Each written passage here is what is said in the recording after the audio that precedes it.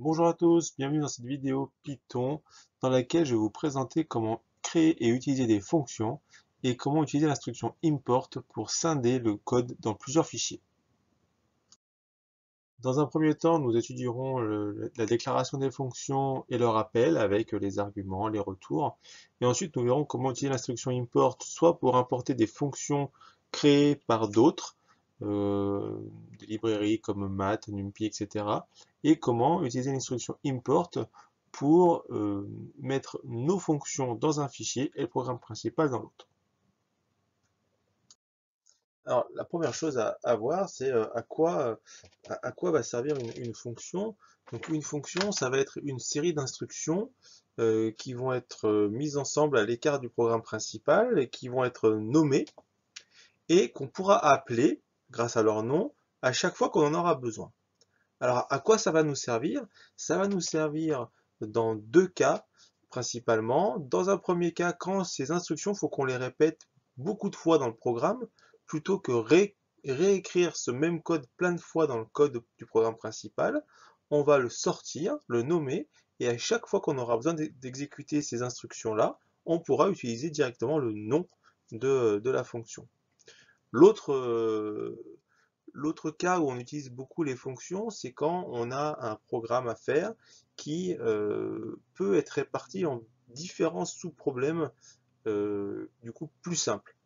Là, c'est assez intéressant aussi de fractionner le code pour plusieurs raisons. La première, c'est qu'on va déjà séparer les problèmes et qu'on va pouvoir les traiter un par un. Le programme principal sera du coup beaucoup plus lisible, puisque ce sera une succession d'appels de fonctions, très facile à lire.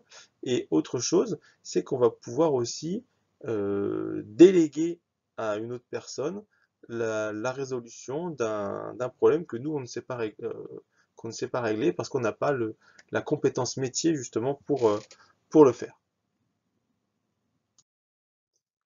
Dans notre cas à nous, les fonctions, on vous dira toujours quelles sont les fonctions à créer, quels sont leurs noms et quels sont leurs paramètres, leurs arguments.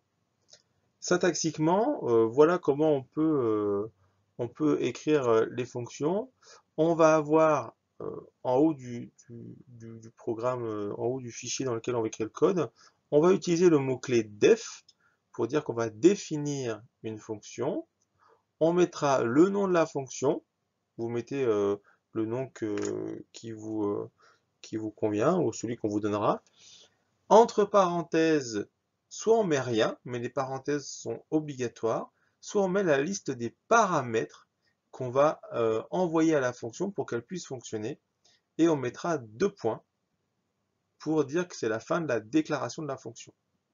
Ensuite, on va écrire toutes les instructions de la fonction en décalant sur la droite d'une tabulation toutes les instructions. À la fin de la fonction, on peut avoir un return. Ça veut dire que quand la fonction aura fini de s'exécuter, elle va renvoyer une valeur qui sera le résultat de ce qu'elle a fait.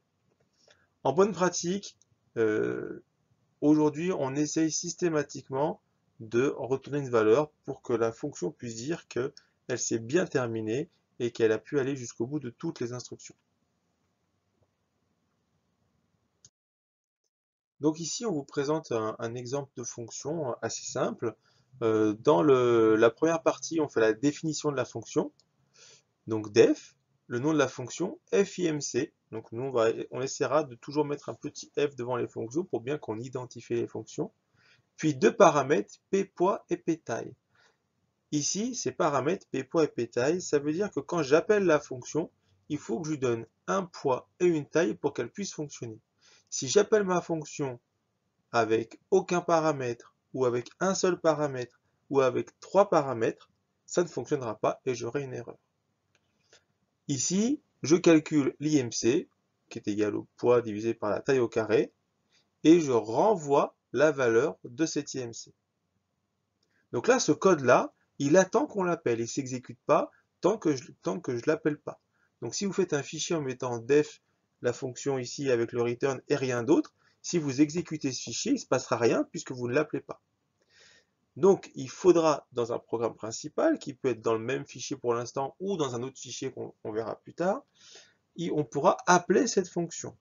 Avant de l'appeler, je fais saisir un poids et une taille, où je peux les initialiser en dur, donc en entier et un réel, pour que je puisse faire les opérations arithmétiques. Puis j'appelle la fonction FIMC en lui passant poids et taille, qui sont deux variables qui contiennent chacun un poids et une taille. La valeur de poids va être copiée dans ppoids, la valeur de taille dans ptaille. Et ça se fait dans cet ordre-là, parce que poids et taille sont dans le même ordre que ppoids et ptaille. Si j'avais mis taille et poids dans l'autre ordre, j'aurais mis taille dans ppoids et poids dans ptaille. Donc il faut bien mettre dans le même ordre ce qu'on veut envoyer. La fonction qui s'exécute, je calcule l'IMC et je fais return IMC. Donc ça veut dire que la ligne FIMC poids taille est remplacée par la valeur retournée par la fonction. Cette valeur va être affectée à la variable ROT qui va contenir donc le résultat de la fonction et que je pourrai donc afficher. La grande force de Python, hein, qu'on ne retrouvera pas forcément dans tous les langages de programmation, c'est qu'on peut retourner tout ce qu'on veut. Une valeur, plusieurs valeurs, une liste de valeurs, on verra plus tard les listes. L'important, c'est que si je retourne une ou deux valeurs, il faut que dans l'appel, je puisse récupérer une ou deux valeurs. Donc il faut avoir une cohérence entre les retours que je fais dans ma fonction et les appels que je vais faire dans le programme principal. On fera des exemples, bien sûr, un peu plus tard. De la même façon, en Python, le typage étant dynamique, on n'a pas besoin de préciser le type des paramètres que l'on met. On a juste besoin de préciser les noms des paramètres. Et ça veut dire qu'on peut créer des fonctions soit sans paramètres, soit avec un seul paramètre, soit avec plusieurs paramètres. Par contre, quand on crée la fonction, on sait ce qu'on attend comme type de valeur. Donc ça veut dire que à l'appel, il faudra bien passer les valeurs qu'on attend. Et dans la fonction, il faudra potentiellement tester le type des valeurs passées pour être sûr que ce sont bien des nombres quand on a besoin de nombres ou des chaînes de caractères quand on a besoin de chaînes de caractères. Donc pour revenir sur les retours de valeur dans une fonction, on peut ne pas mettre de return, et dans ce cas-là, la fonction pourra par exemple afficher ici une somme de valeurs, ou on peut retourner plusieurs valeurs. Par exemple ici, return, somme et produit, donc la fonction va renvoyer deux valeurs. Dans le cas où on ne retourne aucune valeur, il suffit d'appeler la fonction, comme on le voit dans l'avant-dernière ligne de la diapositive, on appelle la fonction avec son nom et ses paramètres sans faire d'affectation puisque la fonction ne retourne rien. Et dans le cas où la fonction retourne plusieurs valeurs, il faut mettre plusieurs variables pour récupérer les résultats. La première valeur retournée ira dans la première variable et la deuxième dans la seconde.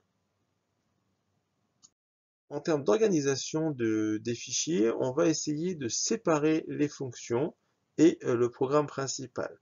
Donc à chaque fois qu'on fera un exercice, vous aurez au minimum deux fichiers. Un fichier qui contiendra vos fonctions, que vous nommerez comme vous voulez. Ici l'exemple c'est mes fonctions.py.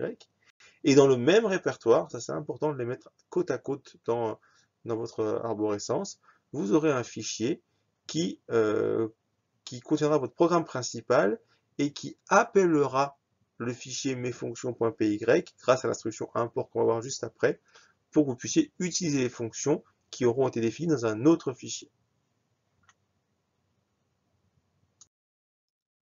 L'instruction import va donc vous permettre d'ajouter à votre fichier qui contiendra votre programme principal des fonctions qui auront été écrites dans un autre fichier. Vous pouvez tout à fait faire plusieurs imports pour aller chercher des fonctions dans plusieurs fichiers. Dans cet exemple-là, il y a deux imports qu'on voit séparés, mais qu'on aurait pu mettre côte à côte. Il y a l'import d'une librairie math, qui est une librairie installée avec Python et qu'on peut importer dès qu'on en aura besoin de faire des fonctions mathématiques D'accord? Donc, comme la valeur absolue, comme le carré, comme différentes outils mathématiques. Donc, on fera import math, et après, on pourra faire math point, et ça vous proposera toutes les fonctions disponibles dans la librairie math. Ou alors, vous pouvez faire import malib. Donc, malib, vous remplacez ça par le nom du fichier dans lequel vous avez mis vos fonctions, sans le py. Et là, vous pourrez faire malib point, et vous aurez accès à toutes les fonctions que vous avez définies dans votre librairie. Il est aussi possible d'importer que certaines fonctions de la librairie pour ne pas avoir à les préfixer. Par exemple, vous pouvez faire, dans le deuxième encart ici, from malib import norm3. Comme vous importez que norm3, vous n'êtes plus obligé de le préfixer, et norme tout court ne pourra plus être utilisé. D'accord? Donc ça, après, on s'en servira moins, parce que nous, on va faire nos propres librairies. A priori, on en aura besoin tout le temps de toutes les fonctions. Vous pourrez trouver aussi sur Internet, dans différentes ressources, l'utilisation de import en from malib import étoile. Ça veut dire que vous importez toutes les fonctions de votre librairie et que vous pourrez les utiliser sans avoir à préfixer. Ça, je vous déconseille de le faire parce que si vous importez sur plusieurs fichiers et qu'il y a plusieurs fonctions qui s'appellent de la même façon, ça va être le bazar. Donc on verra en TP comment on peut mettre un alias pour raccourcir le nom pour préfixer vos fonctions, mais en tout cas évitez d'utiliser le from librairie import étoile.